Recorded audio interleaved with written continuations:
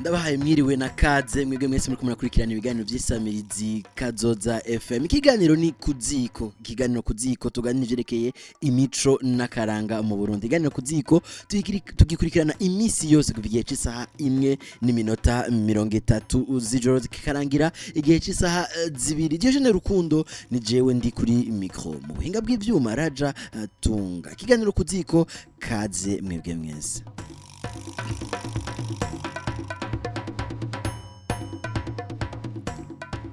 Ego kumusi murakurikirana iganiro kuziko kandi kumusi badufisa tumere batandukanye. Mugikurikirana ku radio Kazoza FM ijwi ryo kugwiza umwembu 103.3. Kuri no musi wa kane ntitwabibagiye ko turabakunda cyane twobaye bako namwe ntimwoduheba. Ku musi wa kane rero kuri no musi tuzufisa abatumire bavuye muri les Éditions Gusoma. Muri radio komisi ya kane heze mu ndwi zitatu ziheze twavuze Éditions Gusoma niki turinjira indani baratuyagire byinshi mu byerekeye ibitabu yandikwa ryavyo n'ibiki n'ibindi. Rero kuri no munsi turafisa abatumire babiri baje kutuganira kandi kuvyerekeye ibintu byo kwandika gusoma ibitabu n'ibiki n'ibindi. Mbere bibamfu bwanje kitwa Maite. Mwiriwe Maite. Mwiriwe Diogene. Ni sawa urakomeye. Yego nawe urakomeye. Kaze kandi mu studio za Kazoza FM ijwi kugwiza umwembu. Urakoze cyane. Wibutse uno munsi kugwiza umwembu burya. cyane gose. Yego ntiyaje wenyene uno munsi. Buryo bwanje hari umwigisha muri Kaminuza yitwa Aminadab. Mwiriwe neza Aminadab. Mwiriwe neza Diogene. Ego urakomeye cyane nawe. Ego ndashimye. Ego kuri uno munsi tugeze ku mugoroba ijoro rigomba ritangure washoboye kwibuka kugwiza umwimbo no munsi. N'ubu nje mva ko kivi. Ego kandi n'ubu tugomba tubugwiza. Ego cyane gose. Kaze rero mwebwe mwese muri kumara dukurikirana kuri 103.3. Radio ni Kazoza FM ijwi ryo kugwiza umwimbo. Kiganiro nani cakindi nyene kuzika aho tuganira na mwebwe ivyerekeye imico n'akaranga mu Burundi. Maite je yambwiye ati ndabafitiye umutumire akomeye cyane. Mugabo maze kubona uyu mwigisha wa university ndavuga nti nakomeye gusa ahubwo ararengeje. Rero none Maite ngira ngo ni uravu dusigurira igituma watumiye uno munsi Aminadab. Aminadab uri munsi namutumiye ko ndamufitiye ibibazo byinshi. Narimve hano yimubariza ndabura. Ngenda muzana kuri Kazoza FM abinyishirireho. Neza ego. Azeka nangore. Aminadab ndakuramukije kandi. Amahoro neza. Ibibazo zanje radio ni zabindi nyene rero. Hari igitabo gishasha twemeje kubona. Ico naco citwa ngiki. Nagira no yaraje kukubaza. Ibitabo byimirije gusohoka ni byinshi. Arananguye. Citwa les Sagesses Paysannes du Burundi. Ego ico ndakiyibutse. Uco kibona? Ico nyene. Je ndafise ikibazo. Oya, ndafise ibibazo. Nta kibazo hera ku cambe. Okay. Aminadab. Ushaka kubwira abariko barumviza Kazoza FM nanje ndavyumvireho. Ico gitabo Sagesses Paysannes kirimo ibiki? Ni gitabo c'urukundo, ni gitabo kivuga kuri kahise ku Burundi, ni gitabo c'ingwano kirimo ibiki? Turyohereze tubwire. Ico gitabo muri make ni gitabo gikomoka mu vyegeranijwe bivuye mu matohoza twagize mu gihugu cose. Ivyo navyo bikaba biri mu gisata c'imico n'imigenzo y'Abarundi na cane dushimikiye gose ku buhinga n'ubumenyi bw'Abarundi. Abarundi baho hambere gusa ariko n'Abarundi bo bakiriko bamwe barahembera niyo bamwe kumbure batakishoboye ubwo buhinga n'ubumenyi nkuko abakera canke n'abandi na cane aba mu micungaro ya ruguru mu gihugu babishoboye. Ego. None ico gitabo les Sagesses Paysannes bon wavuze ngo n'ubumenyi c'est les Sagesses ubuhinga n'ubumenyi none cyo bakiri mu kirundi cyangwa mu gifaransa. Ico gitabo ubwa mbere na mbere turiko turagira amatohoza yo kwegeranya ivyo twagishizemwo twabikoze mu Kirundi. Abo twaganiriye tuganira mu Kirundi. Ego no tuvyandika mu Kirundi ariko twarabihinduye mu Gifaransa. Icyo gitabo rero kizoba kiri mu ndimi zibiri mu Kirundi no mu Gifaransa. Aho ni sawa cyane. Mugabo nje ndafise ikibazo twashike ku gitabo nyene nico gitabo mwarabyutse umunsi umwe muravuga muti turagiye kwandika igitabo intango inkomoko y'ico gitabo. Kuko urumva nanje sinenda bizi senenze ko mbavuga ico gitabo inkomoko yacu yavuye he. Mu bisanzwe icyo gitabo ni umugambi wa magazine Jimbere yagiye ikoranye na Éditions Gusoma ego je mu bisanzwe ico gitabo no bananagikoze ko mu kwegeranya izo nkuru zose za gitorokanirijwemo nk'umuntu yaje gukutsa ikivi nyene muri Jimbere magazine nayo ubundi hoho mu bisanzwe ico gitabo no mugambi wa magazine Jimbere ibikoreye muri ryanzu yo gusohora ibitabo bita Éditions Gusoma. Sawa sawa. None burya turumvise yuko ari umugambi wa magazine Jimbere ariko nk'umuntu yagiye gutororokanya inkuru ngira ngo hari byinshi mahitaza kukubaza mugabo imbere ko twinjira indani basi hoho wuzi inforo yacu gifise ni kubera iki ico gitabo kubera iki mwagite gukora kuri les Sagesses Paysannes mbega les Sagesses Paysannes tugisigura gute mu Kirundi imbere ko tubandanya naho nyene les Sagesses Paysannes burundeze nibaza yuko nkuko nagitahuye jewe nagitahuye nk'ubuhinga n'ubumenyi bw'Abarundi nivyo iciyumviro cavuye muri Jimbere ariko jewe sinovuga nahawe ico gikorwa nk'umuntu yoza azanye ubuhinga bwo kwegeranya ubwo buhinga n'ubumenyi buri mu gihugu hagati ni na jewe ahaniniya nameze nk'uje imbere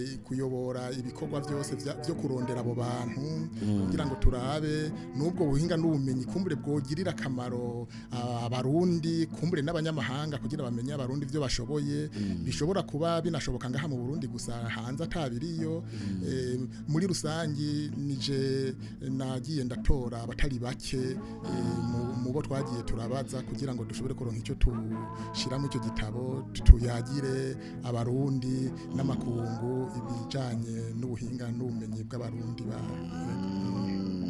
neza cyane Maite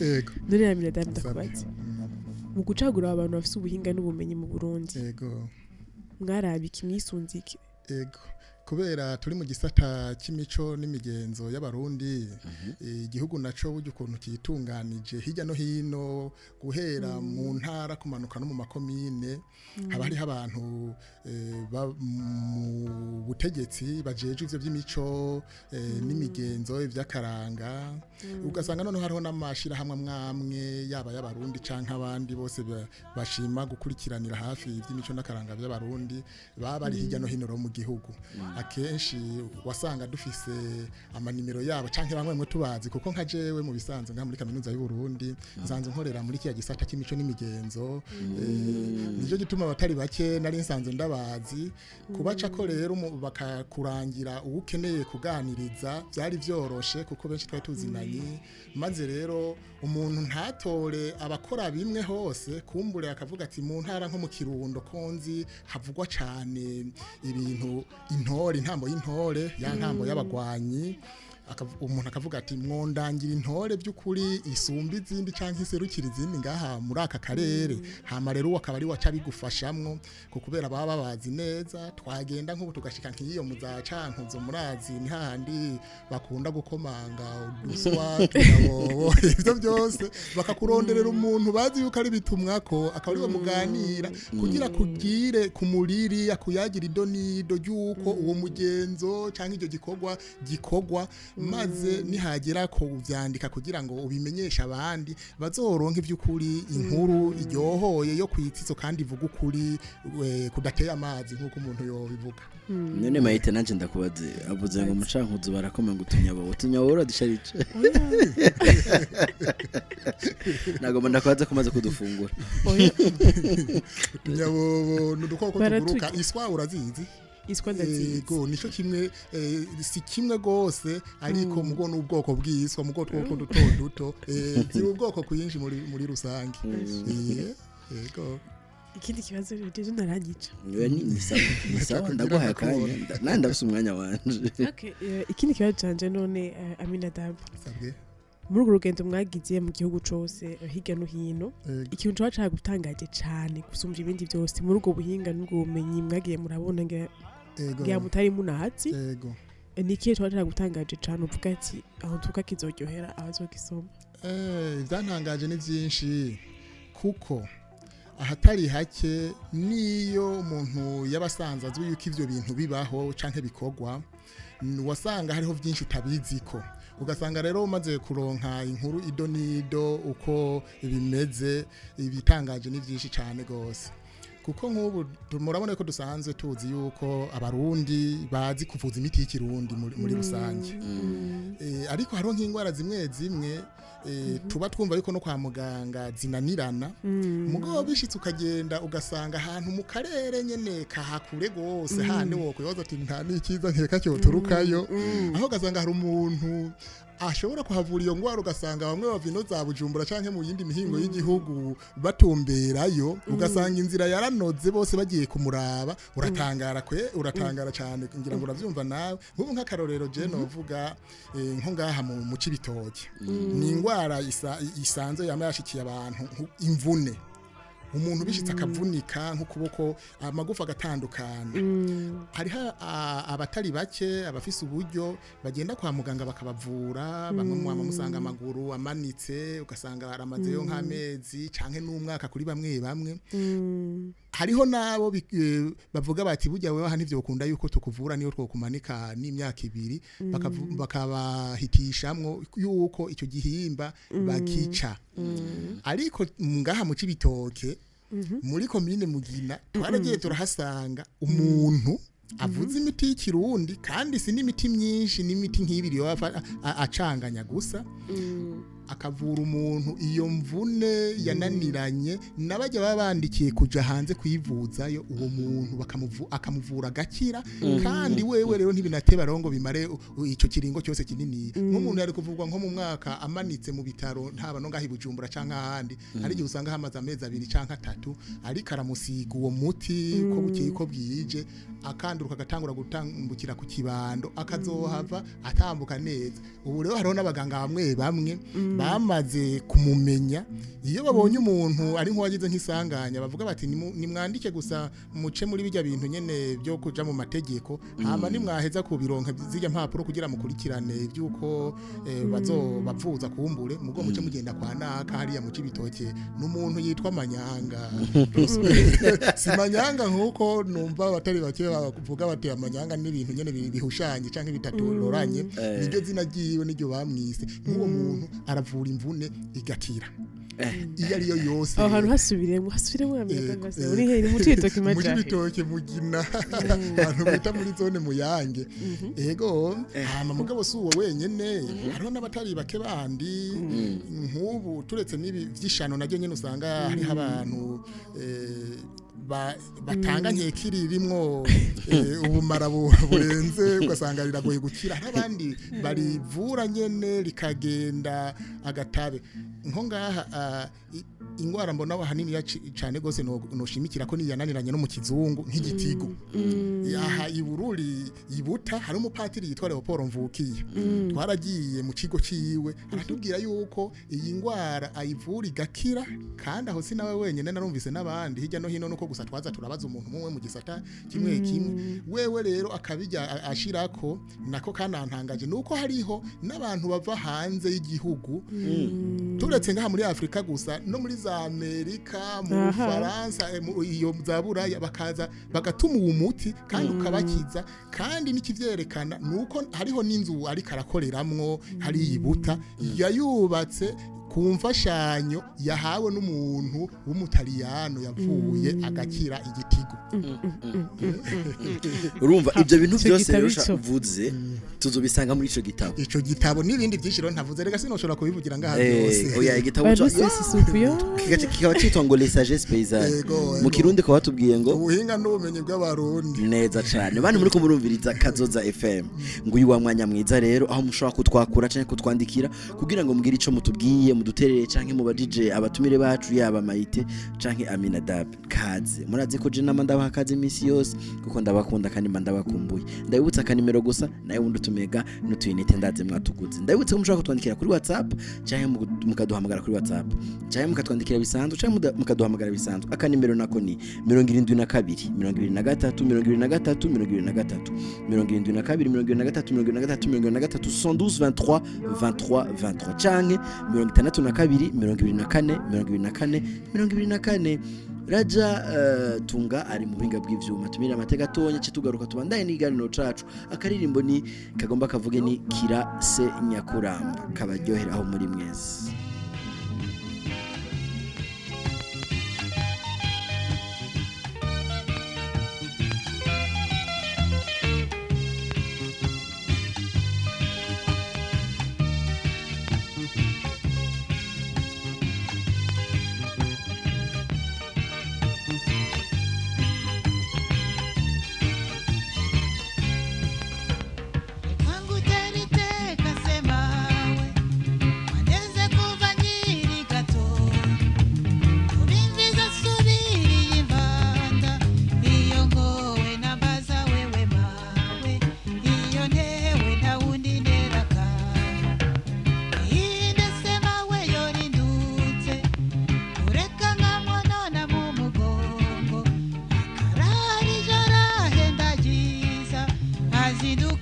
Mushasha murushana hajabuka nyabugogo ndamugo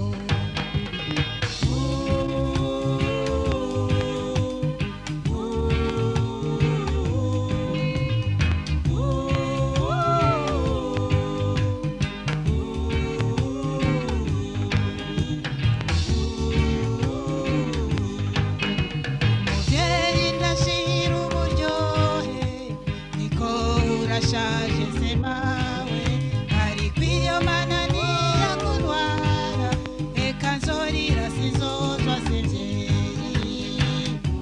ndirasenya kuramba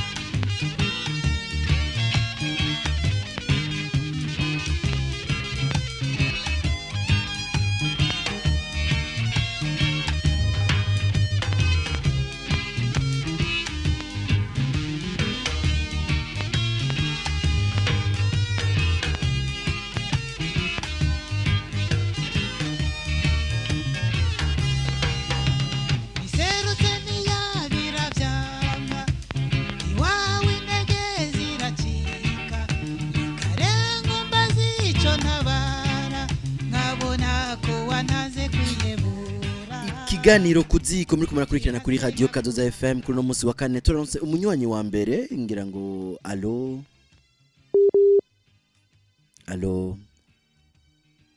umunywanyi kuri WhatsApp allo aka connection ngira ngo kamubanye gakeyi ariko nako ndababwira ko murakurikirana iganiro kuziko aho tuganira ibyerekeye imico nakaranga mu Burundi kuri radio Kazoza FM 103 n'ibice bitatu kuri ikiganiro cuno munsi turi n'abatumire babiri twarungikiwe na les Éditions Gusoma akaba ari inzu cange se twovuga ijejwe gusohora ibitabu aba bacanditse bakagicisha muri iyo les Éditions Gusoma hama bakagisohora hama natwe tukironka twagisoma ndi kumwe na Maite wo muri les Éditions Gusoma hamwe na Aminadab bariko baratubwira ivyerekeye igitabu kiri mu gusohoka mu minsi dushuhiye twese kubera ibintu birimwo igitabu ngo citwa les Sagesses Paysannes turanse undi munywanyi ku murongo aciye agenda nawe nyene aga connection kamanye gakeya ego aga connection kabaye gakeya ntacu nabandanya agerageza turamwitaba none ga Aminadab ndakubaze wavuze uti igitabu kiri mu gusohoka none kandi ngo mwaragiye mu gihugu cose niko wavuze mwaragiye ko ntara zose ko ari 18 uko zari zikiri 18 nega nundi ziracyari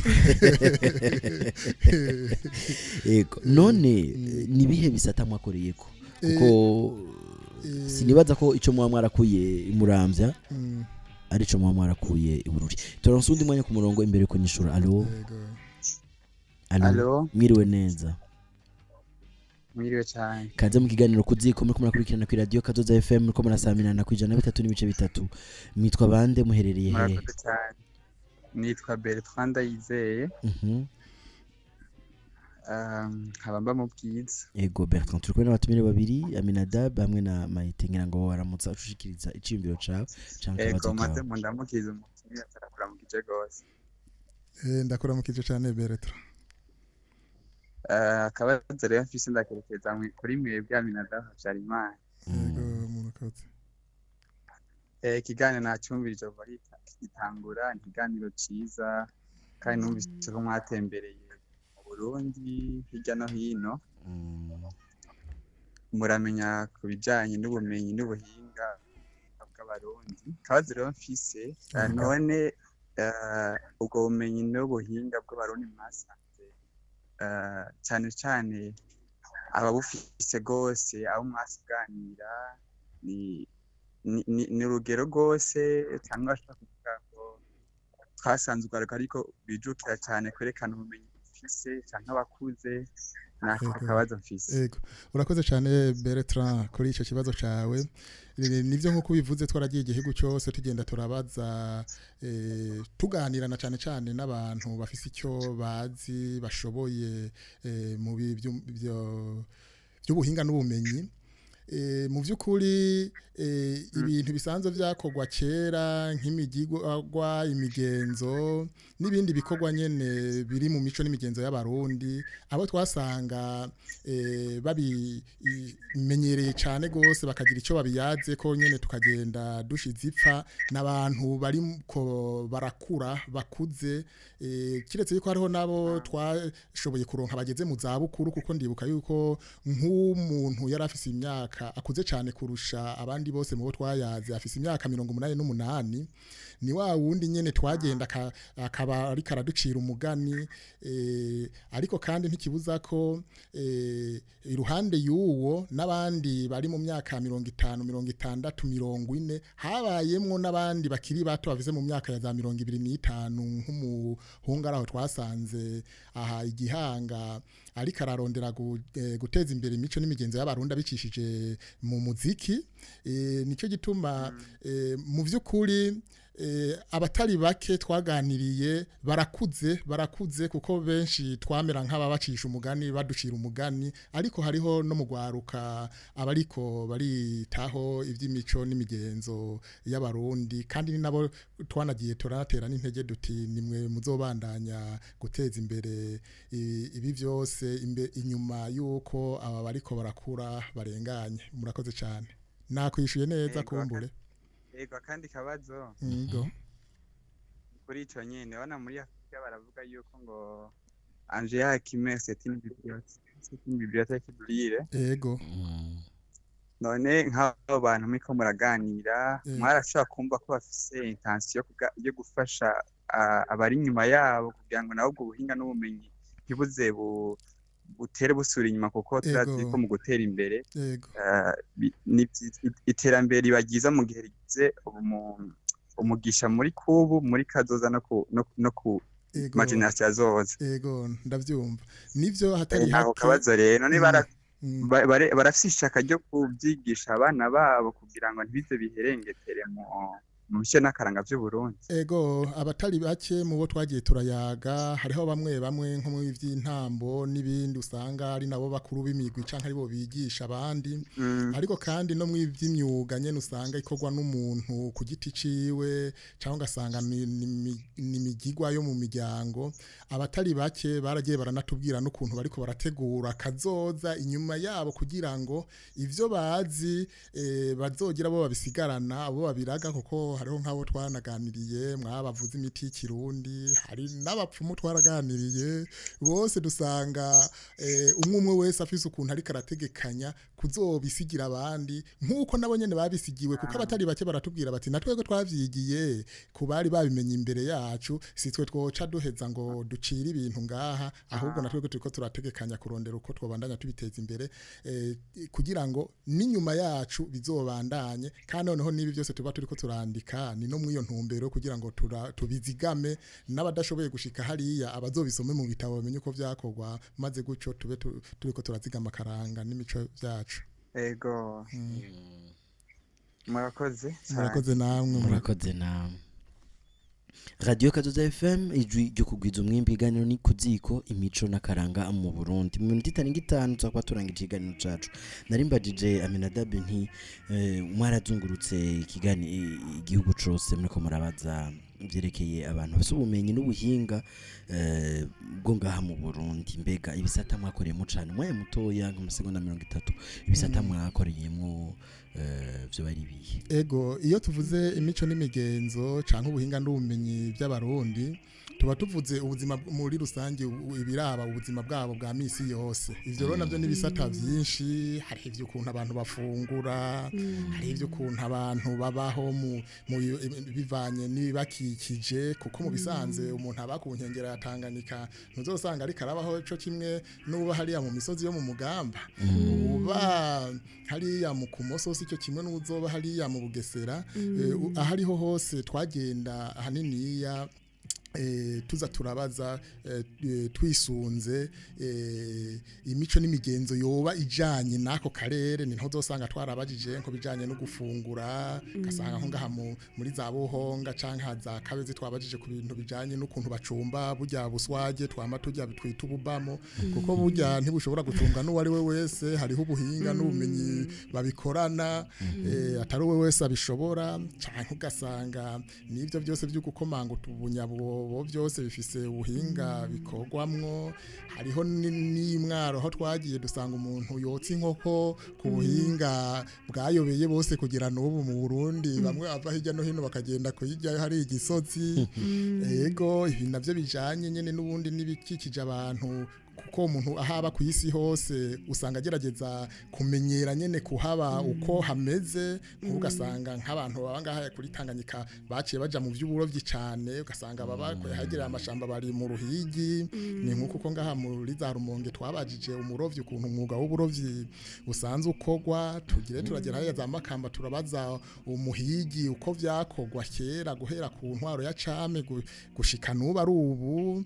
Turanateba turamenya yuko ijya ntambo mwumva hariya za Kirundo imwe y'abagwanye hanini ya ujya iri no mu karanga kabo, kuko burya ziriya ntara muri iyo myaka ya kahise haragiye harabera intambara nyinshi, ingwano nyinshi. Naco gituma abantu baho baciye bamera nk'abakurira muri uwo muco. Bose rero babandanya babihererekanya uko ingero zigenda zirakurikirana ingeri. Hama mu bijanye n'imibano naho nyene usanga abarundi bari bafise ukuntu bitunganije, hamwe usanga hariho babantu buzuriza abantu mu kibano batarinze kuja no muri za sentare canke imbere y'intahe. Haba abashinga ntahe nabo nyene baragize ico bamara cane muri ubwo rwego. N'ibindi nk'ibi byo kuryohereza abantu. Bamwe bashushanya, hariho abashushanya babumba, hariho abashushanya bacapa. Abo bose twaragiye turabaganiriza baratuyagira. N'abandi nabo bagira iby'indirimbo, nka za ndirimbo zose nka mwebwe muho mwavukiye mu bisagara aho nk'indirimbo mutumvise nkaziya bavuga ngo turime tworore kijambere. Zijya zose ubu nka jewe narahuye n'uwo mupfasoni yaruririmvye. Ego rero ni kuri ivyo bisata duhava dusozerera ko iganiro cacu. Iganiro cacu kiryoshe, ariko mbonye ko umwanya watubanye mutoya sivyo gamayete cyane gose. Ariko dushimire cane Aminadab yigo yaraza aratuyagira ivyerekeye igitabu Sagesses Paysannes. Murakoze cane ni mwantu makono hanyuma nzoga dutegerezwa gutuma ko cane tubwire byinshi, na cyane tubwire kungene wacanditse n'igihe kizosohokera. Ego Maite nawe ndagushimiye ko nawaje kumfasha kubaza ibibazo n'umutumire wacu akomeye cyane. Bakunzi bi Radio Kazoza FM ndabasaba ntimuhindure naho nyene guma nyene 3.3 iganiro kuziko kiraheza, ariko indi biganiro byoshe gombe bandanye bikurikira. Hanyuma je nanje tuzosubira ejo igihe yasaha nyene wamanya nyene. Ndayibutse ikintu kimwe kandi abasabe ntimwibagire kugwiza umwimbo. Raja tunga mu binga bw'ivyuma ndamushimiye cyane ko yadufashije majoro ashikira. Diogene Rukundo nari kuri micro. Bye bye.